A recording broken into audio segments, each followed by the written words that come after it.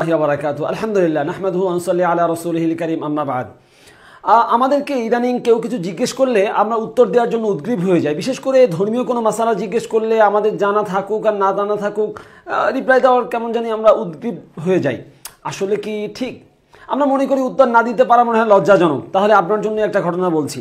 ইমাম শাআবী রাহিমাহুল্লাহ এই ঘটনাটা উল্লেখ করেছেন ইমাম ইবনুল কাইয়িম রাহিমাহুল্লাহ তার ইলামুল মুওয়াক্কিন কিতাবে। ইমাম শাআবী ইরাকের বিখ্যাত ফকি, তাকে কিছু লোক এসে জিজ্ঞাসা করলো একটা মাসালা সম্পর্কে। ইমাম শাআবী রাহিমাহুল্লাহ তখন বললেন, লা আদরি, আমি জানি না এই মাসালার উত্তর কি। তখন লোকেরা বলল, আপনি ইরাকবাসীর ফকি, এত বড় ফকি, আর আপনি বলতেছেন আপনি জানেন না, আপনার লজ্জা লাগলো না এটা বলতে? তখন ইমাম শাআবী রাহিমাহুল্লাহ শান্ত শিষ্টভাবে বললেন, না, আমার লজ্জা লাগে নাই, কারণ ফেরেশতাদের লজ্জা লাগেনি যখন ফেরেশতারা বলেছিল লা ইলমা লানা ইল্লা মা আল্লামতানা, আল্লাহ সুবহানাহু ওয়া তাআলা আমাকে যা শিক্ষা দিয়েছেন তার বাইরে আমার কোনো জ্ঞান নেই। একজন মানুষ সব জানবে এ কথা নয়।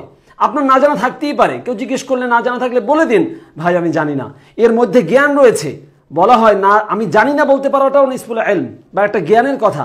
তাই না জানা থাকলে আত্মসমর্পণ করুন, এটা লজ্জার বিষয় নয়। আল্লাহ সুবহানাহু ওয়া তাআলা আমাদের সবাইকে সঠিক জ্ঞান অর্জন করার তৌফিক দান করুন, আমিন। আসসালামু আলাইকুম ওয়া রাহমাতুল্লাহি ওয়া বারাকাতুহু।